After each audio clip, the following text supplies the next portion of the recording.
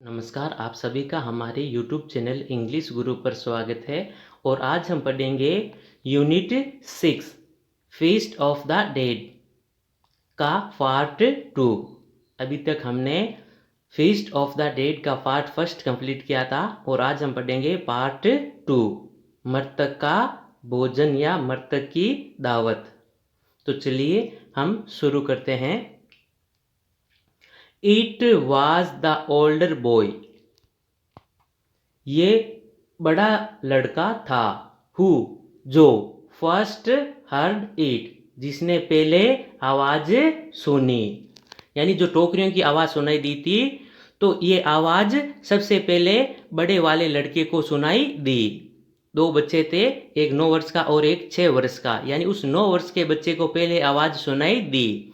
And looked toward his younger brother, जैसे ही उसको आवाज सुनाई दी, एंड और लुक्ड यानी देखा, टुवर्ड यानी की तरफ, यंगर ब्रदर यानी छोटे भाई की, और उसने फिर अपने छोटे भाई की तरफ देखा। जैसे ही बड़े लड़के को उन टोकरियों की आवाज सुनाई दी, तो फिर उसने अपने छोटे भाई की तरफ देखा। गुलनाज गोट up in the cold room, Gulnaz भी उस ठंडे कमरे में खड़ी हुई। गोट अप, कोल्ड यानी ठंडा। गुलनाज भी फिर उस ठंडे कमरे में खड़ी हुई। एंड और, पुट यानी रखा, ए रेफ, रेफ यानी लपेटना, round her to go out, और फिर उसने अपने चारों ओर एक लपेटने वाले कपड़े को रखा। शी हैड डिसाइडेड, फिर उसने निर्णय लिया। डिसाइडेड यानी निर्णय लिया। फिर गुलनाज ने यह निर्णय लिया। क्या निर्णय लिया था? To ask for 2 loaves of bread on credit. Credit यानी ऋण या उधार, ब्रेड यानी पाव।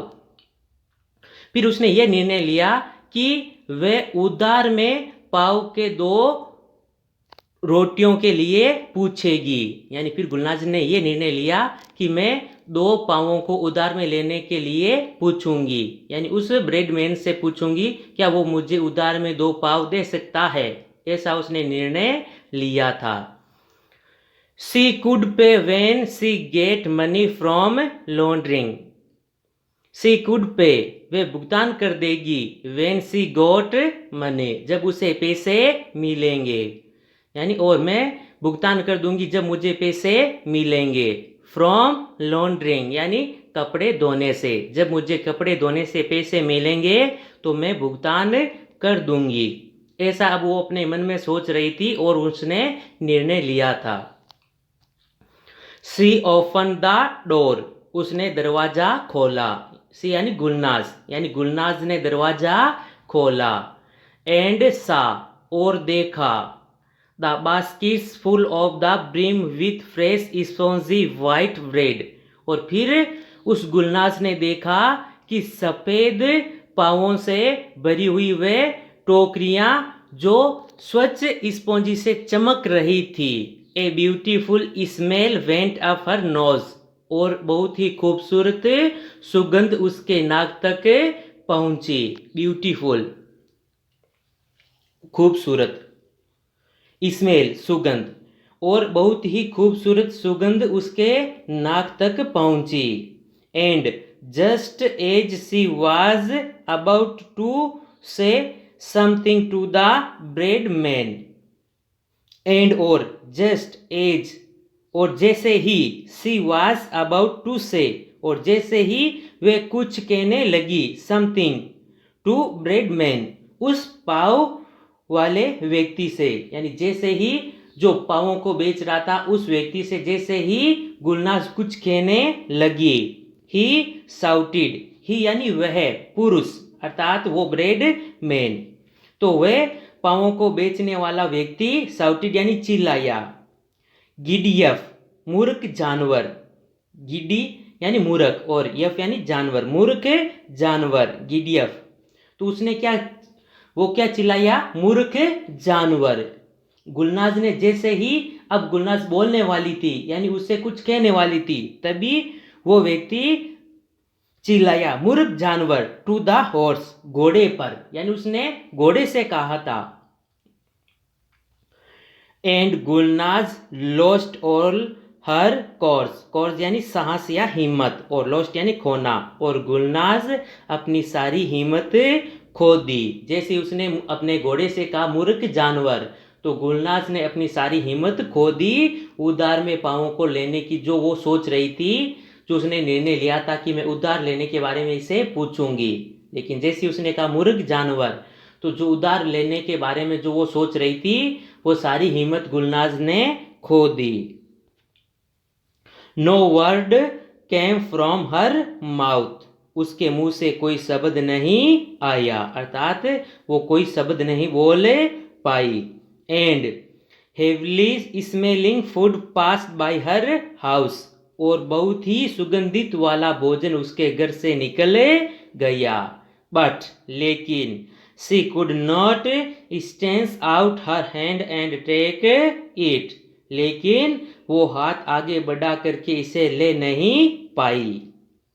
उसके घर के पास से बहुत ही सुगंधित वाला भोजन निकल गया, लेकिन वो हाथ आगे बढ़ा करके इसे ले नहीं पाई। She came inside but did not dare look into the favorite eyes of her sons. She came inside, वे अंदर आई। अब गुलनाज वापस अपने कक्ष में आई, बट लेकिन did not dare look into the favourite eyes of her sons, लेकिन अपने पुत्रों की तरसती हुई आंखों में देख नहीं पाई।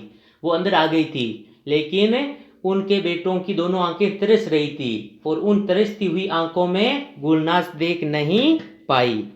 वेंटिंग होपफुली, जो आशापूर्ण प्रतीक्षा कर रहे थे।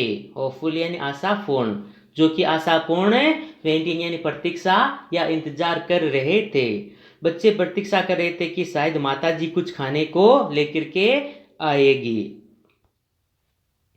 Not a word was spoken in the room, उस कक्ष में एक शब्द नहीं बोला गया, अर्थात उस कक्ष में एक शब्द नहीं बोला गया, ना तो कुछ बच्चे बोले और ना ही कुछ गुलनाज ने कहा।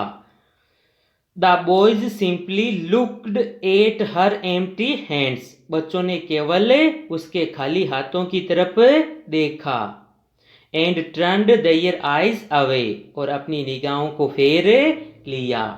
जैसे ही बच्चों ने गुलनाज के खाली हाथों को देखा, उन्होंने यानी उन दोनों बच्चों ने अपनी निगाहों को, अपनी आंखों को फेर लिया। It was a long time later, काफी लंबे समय के बाद। That the younger boy broke the silence, silence यानी शांति या चुप्पी, और ब्रोक यानी तोड़ा, और यंगर यानी छोटा। काफी समय के बाद छोटे लड़के ने उस चुप्पी को, या जो शांति कमरे में थी उस शांति को तोड़ा, यानी जो शांति छा गई थी, जो चुप्पी छाई हुई थी कमरे में, उस चुप्पी को छोटा बच्चा वह तोड़ते हुए बोला। और क्या बोला था वो? मदर, माताजी, I can not stand it any more, माताजी मैं अब और इसे सहन नहीं कर सकता। Something is happening inside my tummy, tummy यानी पेट, हैपनिंग यानी घटित होना, इनसाइड यानी के अंदर, और समथिंग यानी कुछ। मेरे पेट के अंदर कुछ हो रहा है, छोटा बच्चा बोल रहा है, 6 वर्ष का था, ज्यादा बड़ा नहीं था। तो अब वो कह रहा माताजी मेरे पेट के अंदर कुछ हो रहा है, इसे मैं और सहन नहीं कर सकता। तो माताजी क्या बोल रही है? Gulnaz, don't worry my sweet son, मेरे अच्छे बच्चे चिंता ना करें, इट इज हंगर, ये भूख है, यानी जो तुम्हारे पेट में जो हलचल हो रही है वो क्या है? भूख है।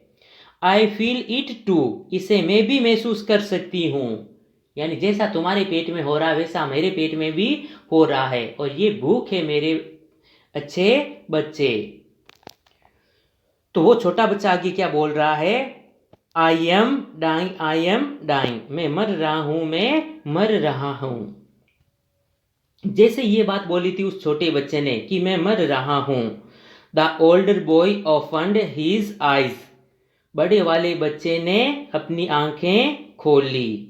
And looked at his brother, और अपने भाई की तरफ देखा। जैसे ये बात बोली तो बड़े वाले बच्चे ने आंखें खोली और छोटे भाई की तरफ देखा। Gulnaz look at both of them, both यानी दोनों। गुलनाज उन दोनों को देख रही थी। गुलनाज तो दोनों बच्चों को देख रही थी। The little boy was silent. अब छोटे वाला बच्चा शांत था।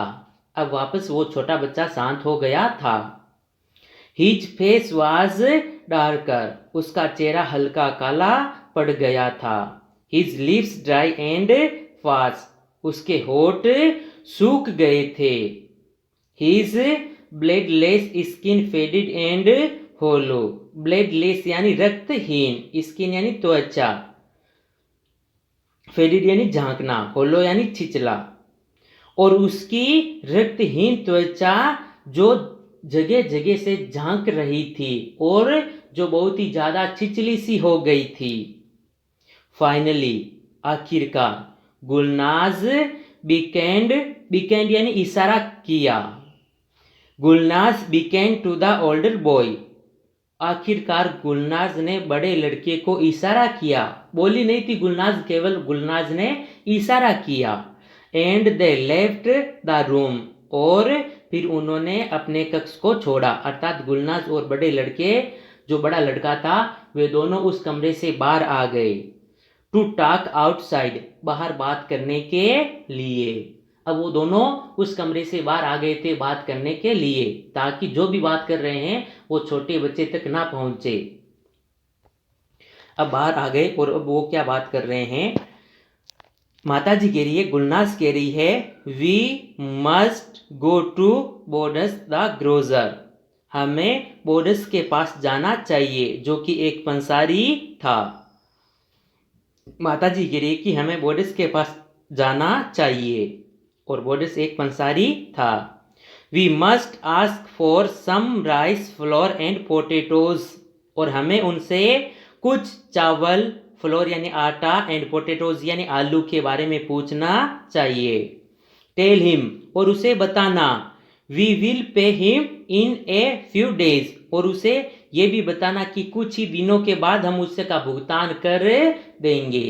यानी तुम्हें अब बोडस के पास जाना चाहिए और कुछ उधार में आलू, आटा और चावल के बारे में पूछना चाहिए, और साथ में उसे ये भी बता देना कि कुछ ही दिनों के बाद में हम तुम्हारा भुगतान कर देंगे। The boys shabby coat was not heavy enough to keep out the cold outside. Shabby यानी फटा हुआ, और कोट यानी कोट, हेवी यानी भारी, एनफ यानी पर्याप्त, और आउटसाइड यानी बाहर की। और उस लड़के का फटा हुआ कोट बाहर की ठंडी हवाओं से बचाने के लिए पर्याप्त भारी नहीं था। यानी जो लड़के को जो कोट पहना हुआ था वो फटा हुआ था और इतना भारी नहीं था कि जो बाहर की ठंडी हवाओं से उसका बचाव कर सके। इतना भारी नहीं था कि बाहर की ठंडी हवाओं से उसका बचाव हो सके। He had no strength in his leg. और उसके पैरों में भी बहुत ज्यादा शक्ति, स्ट्रेंथ यानी ताकत या शक्ति, और उसके पैरों में भी बहुत ज्यादा ताकत नहीं थी। इन हिज लेग्स यानी उसके पैरों में बहुत ज्यादा ताकत नहीं थी। And had to steady himself against the walls as he walked. और जब वो चल रहा था तो उसने स्वयं को दीवार के सहारे पाया, अर्थात उसके पैरों में इतनी शक्ति नहीं थी कि वो बिना किसी सहारे के चल सके। जब वो चल रहा था गली में तो वे दीवार का सहारा लेते हुए चल रहा था। फाइनली आखिरकार ही reached the store on the हिल। और आखिरकार वे उस पहाड़ी पर स्टोर यानी उस भंडारण में पहुंचा। जब वो पहाड़ी पर उस भंडारण में यानी उस दुकान में वो पहुंचा, और फिर उसी प्रकार से वो फिर यानी दीवार के सारे सारे चलता गया, और आखिरकार जब वो पहाड़ी के ऊपर उस किराना स्टोर में पहुंचा। And entered the warm room. और फिर उसने उस गर्म कक्ष में प्रवेश करने की कोशिश या प्रयास किया। He waited until all the other customer had left। और देखिए अब वो दुकान तक तो पहुंच गया था। एंड वेंटेड और उसने प्रतीक्षा की, until यानी जब तक, all the other customers hedge left और उसने तब तक प्रतीक्षा की जब तक कि सारे ग्राहक, कस्टमर्स यानी ग्राहक, जब तक कि सारे ग्राहक लेफ्ट यानी चले नहीं गए। लेफ्ट यानी जाना या चलना। वो तब तक प्रतीक्षा करता रहा जब तक कि सारे ग्राहक उस दुकान से चले नहीं गए। Hoping to be able to talk to the grocer in privacy and to enjoy the warmth a little longer। ये आशा करते हुए कि शायद वे उस पंसारी से एकांत में, प्रिवेंसी यानी एकांत, ताकि वो उस पंसारी से एकांत में बात कर सके। एंड टू और, एंजॉय यानी आनंद, वार्मथ यानी गर्माहट, लिटिल लॉन्गर यानी कुछ देर के लिए, और साथ में कुछ देर और के लिए गर्माहट का आनंद भी उसे मिल रहा था, या गर्माहट का आनंद लेने के लिए। अब वो बाहर से, कि उसका कोट बहुत ज्यादा भारी नहीं था, यानी तो उसको रास्ते में ठंड लगी थी, तो इसलिए वो चाह रहा था कि मुझे कुछ और देर तक कुछ गर्मी महसूस हो और मैं इस पंसारी से एकांत में बात कर सकूं, की आशा में वो तब तक प्रतीक्षा करता रहा जब तक कि अन्य ग्राहक वहां से नहीं चले गए।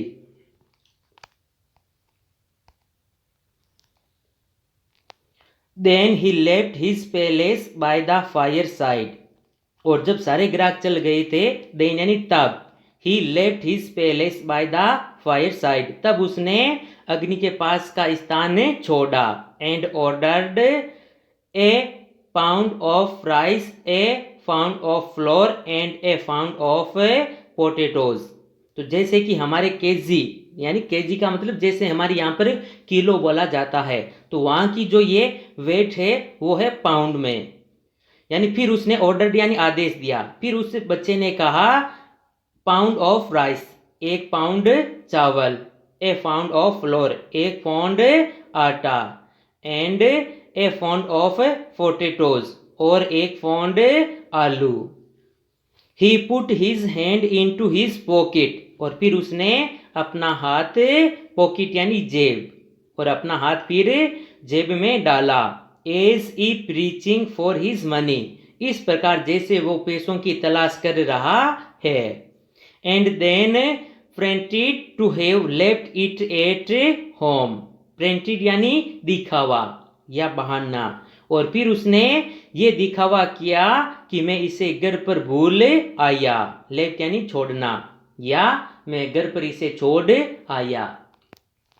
देखिए उस बच्चे ने उस दुकानदार के पास जाकर के कुछ देर तो वो प्रतीक्षा करता रहा, और सारे जब कस्टमर चले गए तब उसने कहा था कि मुझे एक पाउंड चावल और एक पाउंड आटा और एक पाउंड आलू चाहिए। और फिर जैसे ही दुकानदार ने ये सामान तैयार किया, पैक किया, तो फिर उस बच्चे ने अपने जेब में इस प्रकार से हाथ डाला जैसे वो पैसों की तलाश कर रहा है, और फिर उसने कहा या ऐसा दिखावा किया कि मैं पैसों को घर पर भूल आया।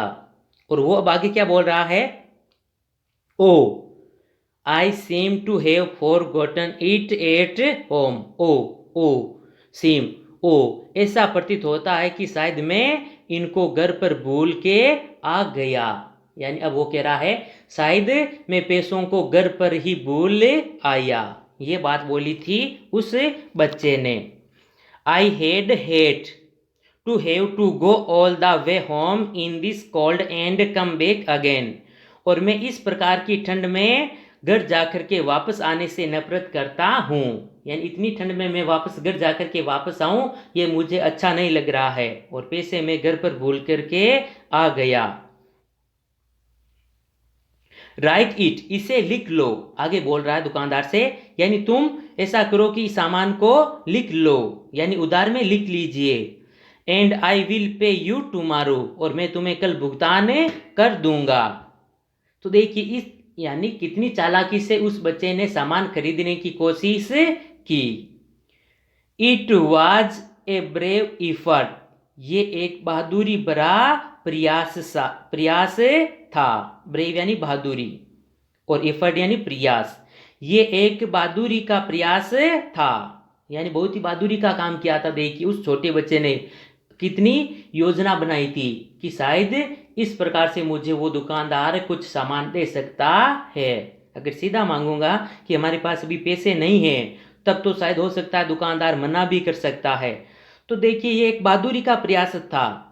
बट लेकिन the grocer knew the tricks of the trade too well, लेकिन पंसारी भी अच्छी तरह से तरीके जानता था। लेकिन जो पंसारी था वो भी यानी सामान बेचने के अच्छे तरीके जानता था, यानी उसको भी अच्छी तरीके से दुकानदारी करनी आती थी। Next page. First bring the money then you can take the goods, पहले पैसे लाओ तब सामान ले जाओ। ये बात बोली थी उस दुकानदार ने, यानी उस बोरिस ने बात बोली थी कि पहले पैसे लाओ और फिर सामान ले जाओ। You have became so thin, तुम बहुत ही दुबले पतले हो। You have became so thin, तुम बहुत ही दुबले पतले हो। Someone who has money at home, someone यानी कोई।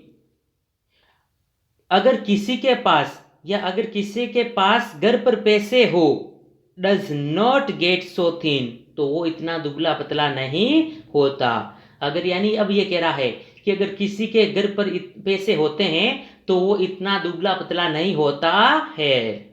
और तुम बहुत ज्यादा दुबले पतले हो, शायद तुम्हारे घर पर पैसे नहीं हैं। तो देखिए ये पता लगा लिया था उस दुकानदार ने, क्योंकि वो बहुत ही दुबला पतला था। और अब वो कह रहा है कि जिसके भी घर में पैसे होते हैं वो इतना दुबला पतला नहीं होता है। देखिए एक तो जैसे शारीरिक रूप से कोई दुबला पतला होता है, जैसे हम बनावटी में कोई दुबले पतले होते हैं। और जैसे कि एक मान लीजिए कोई जिसने 5 या 10 दिनों तक किसी ने खाना नहीं खाया, तो उसका शरीर देखिए थोड़ा अलग प्रकार से लगता है। दुबले पतले की बात नहीं हो रही है, हालांकि दुबले पतले तो होते हैं सब, ये नहीं कि जो भी खाना खाता है वो सब हष्ट पुष्ट होते हैं, दुबले पतले होते हैं, लेकिन वो फिट होते हैं बिल्कुल इधर, यानी उनमें फुर्ती होती है। लेकिन अब वो बिल्कुल नर्वस सा था, तो इस प्रकार से उसने पता लगाया कि तुम तो बहुत ही यानी कमजोर से प्रतीत हो रहे हो। दूसरी भाषा में हम इस दुबले पतले का मतलब है कमजोर सा। द बॉय हरियड आउट, वो लड़का जल्दी से बाहर आया। Embarrassed to have his life found out, embarrassed यानी शर्मिंदा, और अपनी गलती पकड़ने पर वो शर्मिंदा हुआ। और जैसे ही उसे पता चला, लाई यानी झूठ, और जैसे उसे पता चला कि जो मैंने झूठ बोला था, दुकानदार ने उस झूठ को पकड़ लिया, तो फिर उसे स्वयं को शर्म महसूस हुई, यानी उसने स्वयं को शर्मिंदा पाया। He found the iciness of the street more unbearable than he had before the enters the store, और फिर उसने वो बर्फ सी ठंडी हवाओं को असहनीय महसूस पाया जितना कि दुकानदार उस दुकान में प्रवेश करने से पहले। यानी जब वो दुकान में प्रवेश करने से पहले, अर्थात जब वो रास्ते में आ रहा था, तब उसे इतनी ठंड नहीं लगी थी, लेकिन अब बहुत ही ज्यादा उसे ठंड लग रही थी। क्यों लग रही थी? क्योंकि अब उसकी आशाएं समाप्त हो गई थी। जब वो आ रहा था तब तो उसके मन में आशाएं थी कि शायद आज हमें कुछ खाने को मिलेगा, दुकानदार से हम कुछ सामान उधार में ले लेंगे और फिर हम भर पेट के कुछ खाना खाएंगे, ये आशा थी उसके अंदर। तब उसे इतनी ठंड महसूस नहीं हो रही थी, लेकिन अब वो आशा क्या हो चुकी थी? टूट चुकी थी। इसलिए अब ये कह रहा, देखो, मोर अनबियरेबल, अब वो अधिक असहनीय हो गई, यानी जो ठंडी हवा चल रही थी वो अब अधिक असहनीय हो गई। एट द कॉर्नर, कोने पर, ही सा smoke coming out of chimney of the white house, फिर उसने देखा कि कोने पर उस सफेद मकान की चिमनी से धुआं निकल रहा था। फिर उसने देखा व्हाइट हाउस की तरफ, जो व्हाइट हाउस की चिमनी से धुआं निकल रहा था। चिमनी का मतलब होता है यानी रसोई में वे बाग जहाँ से खाना पकाते हैं, और जो धुआं होता है वो जिस स्थान के द्वारा बाहर निकलता है। जैसे कि रसोई में होता है चिमनी, यानी जो हमारा जो चूल्हा होता है उसके ऊपर जो बनाया हुआ होता है, यानी दीवार में एक छेद सा होता है, तो उसे बोलते हैं चिमनी। और हमारी राजस्थानी भाषा में चिमनी का दूसरा भी मतलब होता है, तो वो चिमनी नहीं है। तो चिमनी का मतलब है कि जो व्हाइट हाउस की जो चिमनी थी उस चिमनी से धुआं निकल रहा था, और उस चिमनी से निकलते हुए धुएं को उस बच्चे ने देखा था और क्या सोचा था, how happy were the people who lived in it, इस घर में रहने वाले लोग कितने खुश हैं। I did not occur to him to be jealous of them, it did not occur to him, वो उनसे जीलियस यानी नफरत या घृणा, वो उनसे नफरत नहीं कर रहा था। He had only admirations of for these people who had given him the best meal of his life, वे तो उन लोगों की प्रशंसा कर रहा था। एडमिरेशन यानी प्रशंसा, वे तो उन लोगों की प्रशंसा कर रहा था जिन लोगों ने उन्हें उनके जीवन का सबसे अच्छा भोजन की करवाया था। He walked home as fast as he could, वे घर वापस आते हुए जितना तेज वो चल सकता था उतनी तेजी से चल रहा था। जब वो वापस घर आ रहा था तब जितनी तेजी से वो चल सकता था उतनी तेजी से वो चल रहा था। His teeth chattering, उसके दांत किड़किड़ा रहे थे, यानी चेटरिंग यानी किटकिटाना, उसके दांत किड़किड़ा रहे थे। There was no need to say anything to his mother and brother, there यानी वहाँ, no need यानी कोई ज़रूरत नहीं, वहाँ अपने माताजी और भाई को कुछ कहने की ज़रूरत नहीं थी। यानी जैसे वो घर पहुँचा तो माताजी और अपने भाई से कुछ भी कहने की ज़रूरत नहीं थी। His empty hands told their own story, उसके खाली हाथों ने स्वयं की कहानी बता दी। जैसे ही यानी उसकी माताजी ने उस बच्चे के खाली हाथ देखे, यानी ये देखा कि बच्चे के हाथ में सामान नहीं है, तो वो सब समझ गए कि दुकानदार ने उधार में देने से मना कर दिया होगा, यानी फिर कोई शब्द बोलने की वहाँ पर आवश्यकता नहीं पड़ी। He took off his clothes, उसने अपने वस्त्र उतारे। And went to his bed, और बिस्तर पर चला गया। And when he spoke, और जब उसने बोला, he said, उसने कहा, I am cold, I am cold, cold यानी ठंड, मुझे ठंड लग रही है, मुझे ठंड लग रही है। और कुछ नहीं बोला था, जैसे ही कोट वगैरह थे उसके पहने हुए वो वस्त्र उतार करके वो अपने बिस्तर पर चला गया।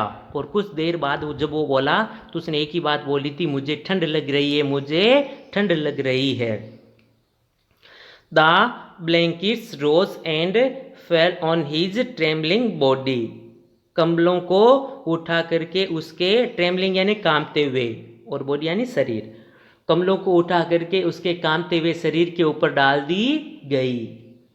गुलनाज पिल ऑन हिम, गुलनाज ने उसके ऊपर ढेर लगा दिया। वाट एवर सी कुड फाइंड, जो भी उसे मिला, गुलनाज को जो भी मिला था घर में कोई भी सामान, वो उस सामान को बच्चे के ऊपर डाल दिया। जैसे जो कोई भी कपड़े या जो कोई बिस्तर वगैरह जो भी मिला था वो सब उसके ऊपर डाल दिए और एक मानो ढेर सा लगा दिया है।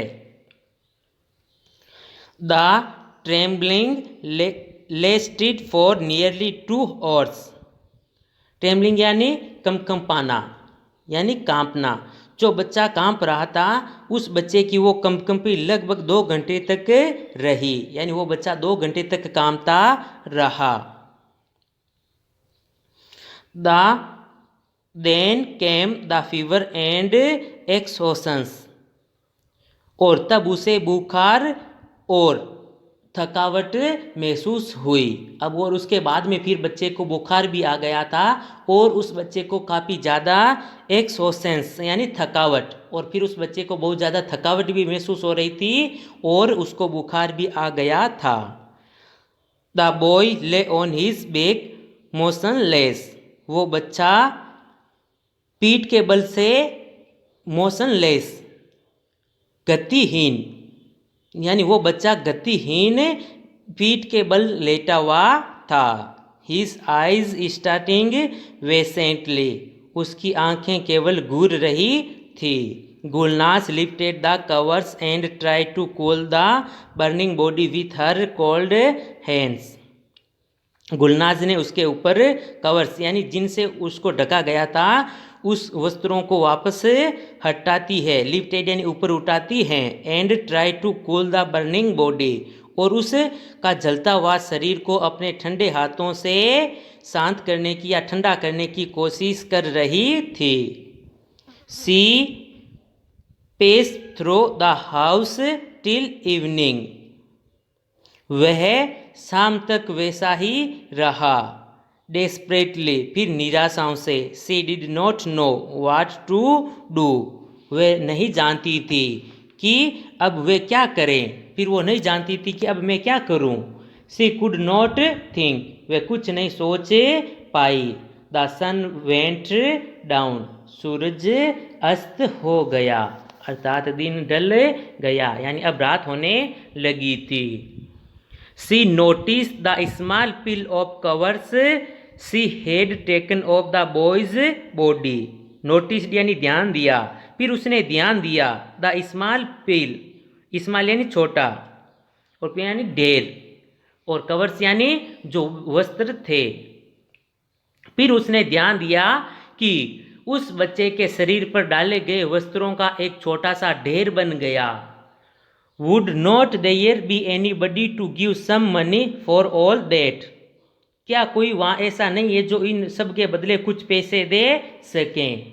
जैसे ही उसने वापस उस बच्चे के ऊपर से वो कपड़े हटाए थे और एक जगह पर रखा था तो उन वस्त्रों का एक ढेर सा बन गया था, और फिर उसको दिमाग में आया या फिर उसने ध्यान दिया कि ये इतने वस्त्र हैं, क्या यहाँ पर कोई ऐसा व्यक्ति नहीं है जो इन इतने वस्त्रों के बदले हमें कुछ या थोड़े से पैसे दे सके। ऐसा विचार उस गुलनाज के मन में आता है कि शायद ये सारे वस्त्र मैं बेच देती हूँ और शायद इसके बदले में मुझे कुछ पैसे मिल जाए तो। सी रिमेंबर्ड, फिर उसे याद आया या उसने याद किया, दैट हर नेबर्स, कि उसके पड़ोसी, head talk of junk store, junk यानी कबाड़ा या कबाड़ी का स्टोर। फिर उसे याद आया कि उसके पड़ोसी एक कबाड़े के बारे में बात कर रहे थे। वर, जहाँ, दे बोट यूज्ड थिंग, जहाँ वे पुरानी वस्तुओं को बेच या खरीद सकते हैं।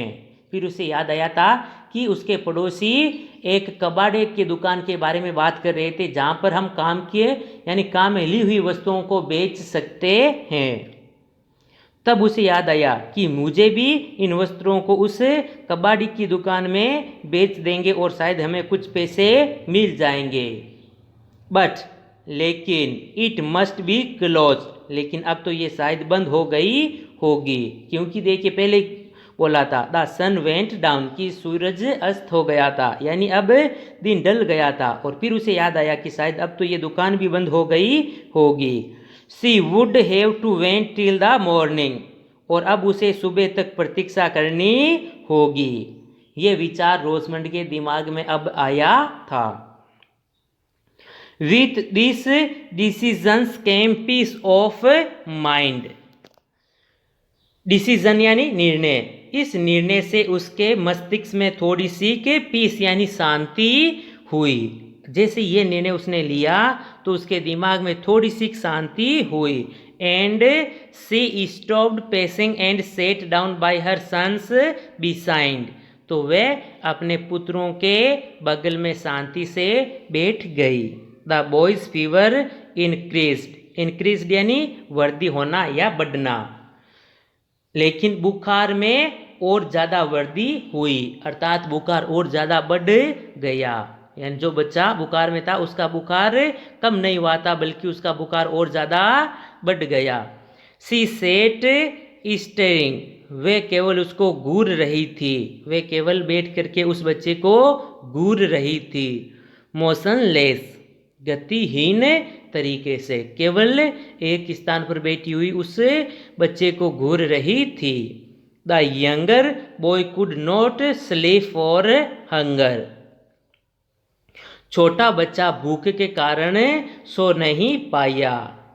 ही टू वाज वाचिंग, वे भी उसे देख रहा था।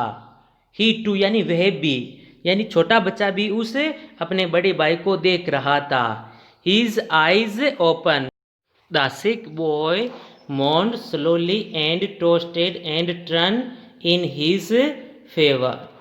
सिक यानी बीमार, वे बीमार बच्चा, मोहन यानी बड़बड़ाया, स्लोली यानी धीरे से, वो बीमार बच्चा धीरे से बड़बड़ाया और बुखार में या बुखार के कारण उसने अपनी करवटें फेर ली। हिज चेक्स वर बर्निंग, उसके गाल जल रहे थे, यानी उसके गाल बहुत ही ज़्यादा गर्म थे। And he tugged in delirium, और वे नींद में बुदबुदा रहा था, यानी वो नींद में अब बोल रहा था। जैसे मान लीजिए, देखिए कोई बीमार होता है तो उसको हल्की सी, यानी वो पूरी तरह से शांति से नींद नहीं लेता है, वो यानी जैसे हम बोलते हैं बड़बड़ाना, तो वो नींद में अब बड़बड़ा रहा था, यानी बुखार के कारण। The younger one sat up in his bed, छोटे वाला बच्चा अपने बिस्तर पर बैठ गया। And asked in a voice audible only to his mother, और केवल माँ तक आवाज़ सुनाई देने वाली आवाज़ में उससे पूछा। अब देखिए, वो इतने धीरे से बोल रहा था कि केवल ऑडिएबल यानी सुनाई देने योग्य, केवल माँ के द्वारा ही वो आवाज़ सुनी जा सके, यानी उसने बहुत ही धीरे से माताजी से पूछा। अब ऐसा क्वेश्चन देखिए, क्या पूछा था माताजी ने? Mother will my brother die, माताजी क्या मेरा भाई मर जाएगा? जैसे ही ये प्रश्न छोटे बच्चे ने माँ से पूछा, अब देखिए गुलनाज पर क्या होती है। She shivered as if touch by a cold wind और हर स्किन, वे ऐसे शिवरेड यानी कांप उठना, वे ऐसे कांप उठी जैसे मानो उसकी त्वचा को ठंडी हवाओं ने छू लिया। जैसे मान लीजिए आप आराम से बैठे हो और अचानक कोई आपके ऊपर पानी गिरा दे, एकदम ठंडा पानी, आप जैसे एकदम चौंक उठते हो, उस प्रकार से वो एकदम कांप उठी गुलनाज कि ये पर्सन कैसा पूछा, यानी वो कांप उठी, जैसे ही बोला क्या मेरा भाई मर जाएगा, तो गुलनाज मानो ऐसे कांप उठी जैसे उसकी त्वचा को ठंडी हवाओं ने छू लिया हो। She look at her son with frightened eyes, वे डरती हुई निगाहों से अपने पुत्र की तरफ देखा और पूछा, why do you ask that, तुम ऐसा क्यों पूछ रहे हो, यानी तुम ऐसा क्यों पूछ रहे हो।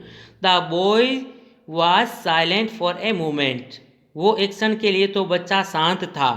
Then he leaned close her ear and said softly, फिर वह उसके कान तक गया और बहुत ही धीरे से कहा, trying to hide his voice from his brother, और अपने भाई से आवाज़ को छिपाने की कोशिश करते हुए, ताकि जो बोल रहा है वो अपने भाई तक आवाज़ ना जाए।